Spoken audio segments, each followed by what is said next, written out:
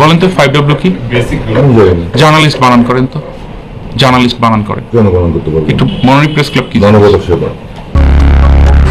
আলোর দিশারি ও গণমানুষের কণ্ঠস্বর দৈনিক সময়ের কণ্ঠ, পাঠকদের কাছে আস্থা ও ভরসার প্রতীক। প্রতিদিনের গুরুত্বপূর্ণ ও সর্বশেষ কাউসার আহমেদ চৌধুরী বিজয় ছিলেন মুক্তিযোদ্ধা প্রজন্ম লীগের সহসভাপতি ও প্রাক্তন স্বরাষ্ট্রমন্ত্রী পুত্র, অসংখ্য হত্যা মামলার আসামি পলাতক জ্যোতির অঘোষিত ক্যাশিয়ার। সিকিউরিটি কোম্পানির আড়ালে নিয়ন্ত্রণ করতেন গুলশানের অবৈধ স্পা ও বারের ব্যবসা। পরিচয় দিতেন স্বরাষ্ট্রমন্ত্রীর ভাতিজা ও মন্ত্রীপুত্র জ্যোতির ডানহাত হিসাবে। রাখতেন ভাড়া করা গানম্যান। এভাবেই ত্রাসের রাজত্ব কায়েম করেছিলেন বাড়িধারা ও গুলশান অঞ্চলে।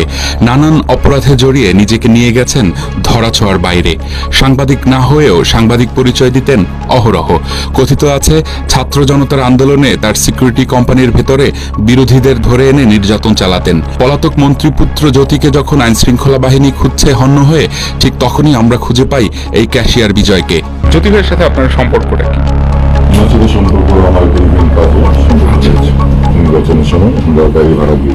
শুধু এতটুকু? আপনার সাথে যে এরকম মানে অনেকগুলো ছবি ভাইরাল হয়েছে, সেগুলোর ব্যাপারে কি বলবেন?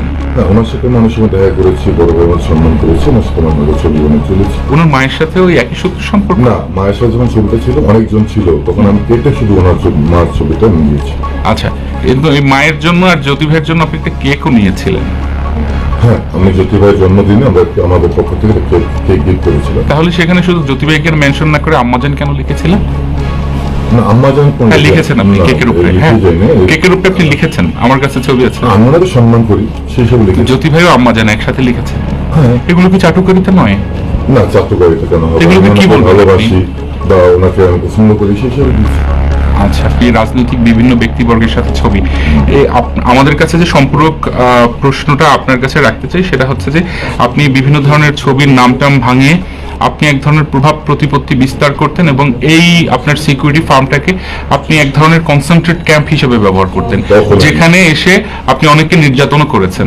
এবং আমার কথা শেষ করতে দেন, তারপরে আপনি আমাকে একটু বলেন। তারপরে হচ্ছে আপনার এখান থেকে এই বনানী বা এইখানে যতগুলো ছাত্র হত্যাকাণ্ড বা মারামারি হয়েছে, আপনার এখান থেকে প্রজন্ম লীগ এবং মুক্তিযোদ্ধা প্রজন্ম লীগের নেতৃত্বে আপনারা জড়ো হয়ে জ্যোতির নির্দেশে আপনারা সেই কাজগুলো করেছেন। কিভাবে করেছেন? কখনোই না, এই ধরনের কোনো কাজই আমরা করিনি, কখনোই করিনি।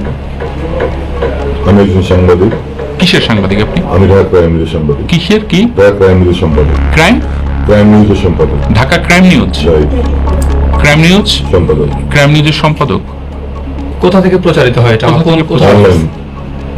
একটা নিউজ করতে গেলে 5W'র ব্যবহার আছে। বলেন তো 5W কি?